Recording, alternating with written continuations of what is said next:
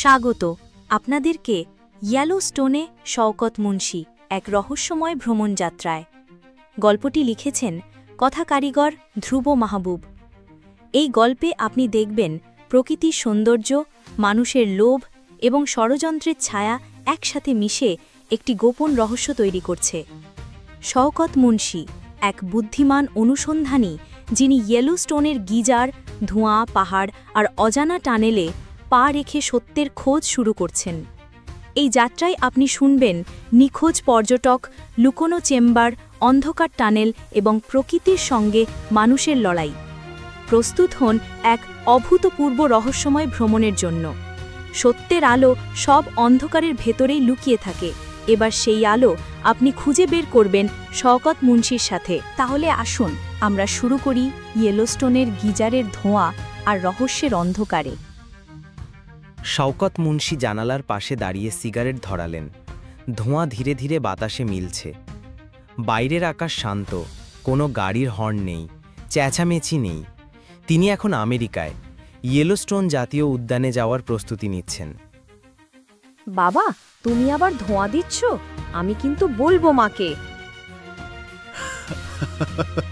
আরে না রে, এটা ধোঁয়া না, জাদু। জাদুকররা যেমন করে। ঝিঙ্কু বিশ্বাস করেনি, মুখ গম্ভীর করে সরে গেল। শোনো, অকারণে দেরি করো না।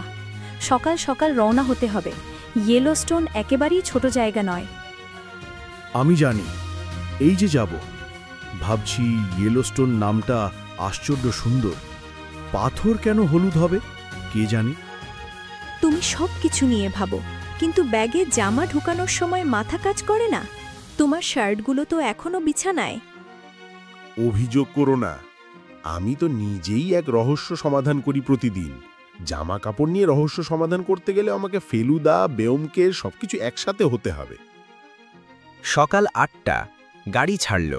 রাস্তাটা দীর্ঘ, চারপাশ অপার্থিব সবুজ। ঝিঙ্কু বিস্মিত হয়ে তাকাচ্ছে। বাবা, গাছগুলো এত লম্বা কেন?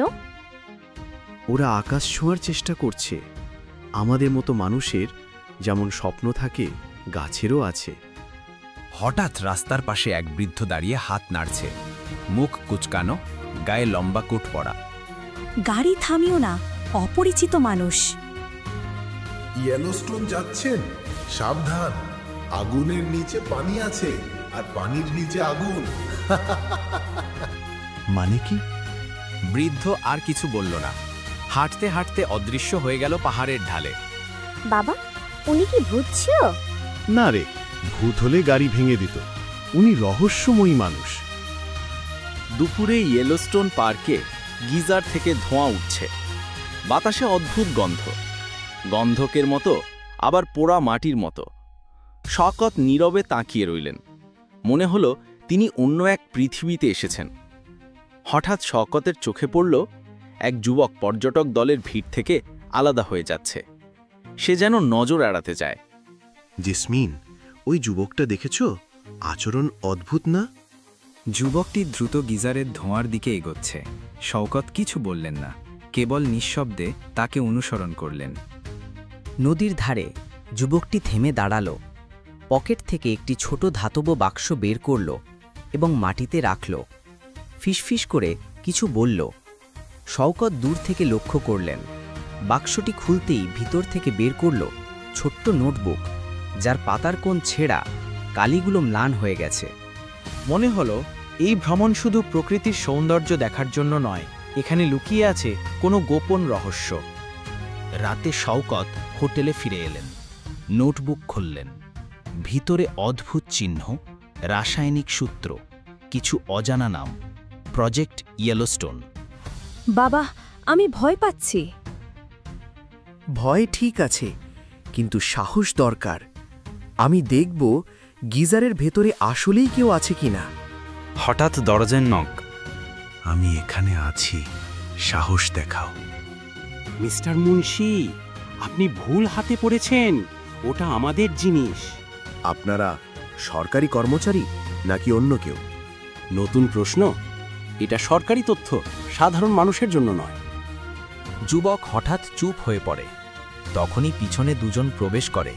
তাদের হাতে ছুরি, দেখো, ঝুঁকি নেওয়া ঠিক, কিন্তু অন্ধকারে এসে মানুষকে ভয় দেখানো মোটেও ঠিক নয়। পুলিশে কল করো। তাদের ছুরি প্রতিশ্রুত লোকগুলো ভয়ে পালিয়ে গেল।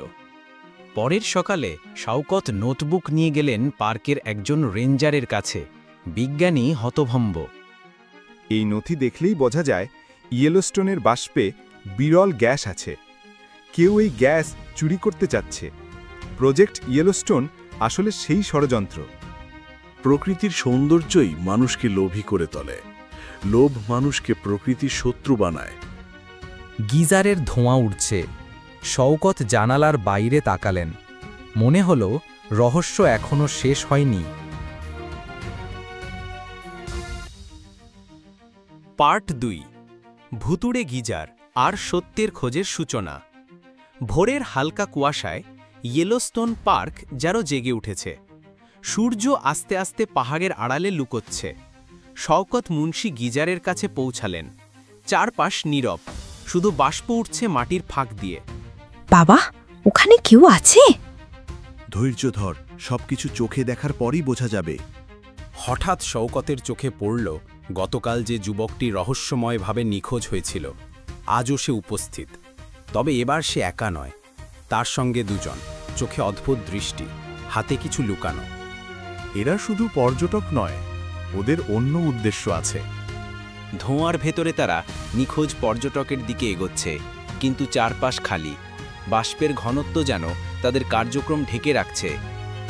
নদীর ধারে গিজারের পাশে শওকত নোটবুক খুললেন। পাতায় অজানা চিহ্ন, রাসায়নিক সূত্র এবং একটি শব্দ, হিডেন চেম্বার। গিজারের ভিতরে লুকানো চেম্বার আছে। এটাই প্রজেক্ট ইয়েলোস্টোনের মূল রহস্য। আমাকে সেটা খুঁজে বের করতে হবে। নিখোঁজ পর্যটকরা ধীরে ধীরে বাষ্পের ভেতরে লুকিয়ে যাচ্ছে। শওকত বুঝলেন এটা কেবল প্রকৃতির রহস্য নয়, বরং মানুষের লোভ আর ষড়যন্ত্র এখানে লুকানো। বাবা, আমি ভয় পাচ্ছি। ভয় পাবার কিছু নাই বাবা, তোর সাথেই আছে। বাবা তো সবসময় তোকে বাঁচায়, আমার ঝিঙ্কু পুকু। হিডেন চেম্বারের প্রবেশপথে শওকত টর্চ চালু করলেন। অন্ধকার টানেল দীর্ঘ, ভেতরে ভেজা মাটি, ঠান্ডা বাতাস। শওকত দেখলেন ছোট চেম্বার, চারপাশে বোতল, রাসায়নিক সরঞ্জাম, মানচিত্র। নথি থেকে বোঝা গেল কেউ ইয়েলোস্টোনের বিরল গ্যাস চুরি করতে চাচ্ছে। হঠাৎই ধ্বনিতে মনে হল ধাপ ধাপ ধাপ, কেউ তাকে অনুসরণ করছে। যদি চেম্বারের পেছনে ষড়যন্ত্র থাকে, তবে আমি এখানে একাই না। এবার সত্য বের করতে হবেই। ধোঁয়া এবং অন্ধকার মিলিয়ে ছায়া নাচছে। বিপদ এখনো টলেনি, তবে শওকত জানেন সত্যের দিকে পা অনেক কাছে এসেছে। হঠাৎই কানা আলো দেখা গেল। যুবকেরা দাঁড়িয়ে আছে, চোখে তীক্ষ্ণ দৃষ্টি, হাতে কিছু সরঞ্জাম। আপনারা এখানে কেন? পার্কের নিরাপত্তা বিধি কি জানেন না? বুঝতে পারছো না?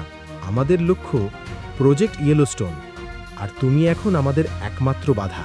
প্রকৃতির সঙ্গে মানুষের লোভ মিশিয়ে খেলাটা কতটা বিপজ্জনক হতে পারে সেটা আমি জানি, কিন্তু সত্যের খোঁজ আমি ছাড়ব না। চেম্বারের ভেতরে হঠাৎই টানেলের ফাঁদ, মাটি নড়ে উঠল। স্লাইডিং দরজা বন্ধ হয়ে গেল। শওকত থমকে দাঁড়ালেন। যুবকরা চেম্বারের দিকে এগোচ্ছে। শওকত ধোঁয়ার আড়াল থেকে লুকিয়ে নথি এবং রাসায়নিক ফর্মুলা উদ্ধার করলেন। এক যুবক তাকে ধরার চেষ্টা করল, কিন্তু শওকত দ্রুত পেছনের দরজা দিয়ে বেরিয়ে এলেন। শওকত ধোঁয়ার আড়াল থেকে লুকিয়ে দ্রুত নথি এবং রাসায়নিক ফর্মুলা উদ্ধার করলেন। যুবকরা তাকে ধরার চেষ্টা করল, কিন্তু শওকত দ্রুত পেছনের দরজা দিয়ে বেরিয়ে এলেন। ঝুঁকি অনেক। প্রজেক্ট ইয়েলোস্টোনের গোপন ষড়যন্ত্র এখন পরিষ্কার। ভিতরের অন্ধকার আর ধোঁয়া বাইরের সূর্যের আলো মিলে একটি রহস্যময় ছায়া তৈরি করছে। শওকত বুঝলেন প্রকৃতির সৌন্দর্য, মানুষের লোভ এবং ষড়যন্ত্র সব মিলে এই অভিযানকে গভীর করে। রাতে হোটেলে ফিরে এসে শওকত নথি এবং নোটবুক রেঞ্জারদের হাতে দিলেন। বিজ্ঞানীরা হতবাক। এই নথি দেখলেই বোঝা যায় ইয়েলোস্টোনের গ্যাস চুরি করা ষড়যন্ত্র। প্রকৃতির সৌন্দর্যই মানুষকে লোভী করে তোলে। লোভ মানুষকে প্রকৃতির শত্রু বানায়। ঝিঙ্কু বাবার পাশে এসে হাত ধরল। বাবা, আমি চাই সব রহস্যগুলো তুমি আমাকে দেখাও। প্রকৃতি আর মানুষ দুয়েরই রহস্য বোঝা কঠিন, তবে আমরা চেষ্টা করতে পারি। ঝিঙ্কু, জেসমিন, শান্ত থাকো, সত্য প্রকাশ হয়েছে। তুমি না থাকলে আমরা কখনো জানতে পারতাম না। বাতাসে হালকা হাওয়া বইছে, ধোঁয়া ভাসছে। শওকত জানালার বাইরে তাকালেন। মনে হলো প্রকৃতি নিজেই তাকে ধন্যবাদ জানাচ্ছে। জীবনী রহস্য। প্রকৃতির সঙ্গে লোভ মেশালে বিপদ হয়, তবে সত্যের আলো সবসময় সব অন্ধকারে দেখা যায়। গিজারের ধোঁয়া আবার উঠছে, বাতাসের সঙ্গে মিশে রহস্যের ছায়া নাচছে। শওকত জানেন সত্যের আলো সব অন্ধকারের ভেতরেই থাকে, আর আজ সেই আলো পুরো ইয়েলোস্টোনে ছড়িয়ে পড়েছে। আপনারা শুনলেন ইয়েলোস্টোনে শওকত মুন্সি, এক রহস্যময় ভ্রমণ ও অনুসন্ধানের গল্প। গল্পটি লিখেছেন ধ্রুব মাহবুব এবং অডিওবুক রূপে রূপান্তর করেছেন আমাদের দক্ষ কণ্ঠ কারিগররা। আপনি যদি এই গল্পটি পছন্দ করে থাকেন তাহলে দয়া করে লাইক দিন, কমেন্ট করে জানান আপনার প্রিয় মুহূর্ত, শেয়ার করুন বন্ধুদের সঙ্গে এবং সাবস্ক্রাইব করুন আমাদের চ্যানেল বা পেজে। নতুন গল্প, নতুন রহস্য, নতুন যাত্রার জন্য সাবস্ক্রাইব করুন এবং বেল আইকন প্রেস করতে ভুলবেন না। আপনারা থাকুন সাথে এবং সত্যের আলো সব সময় আপনাদের পথ প্রদর্শক হোক। ধন্যবাদ।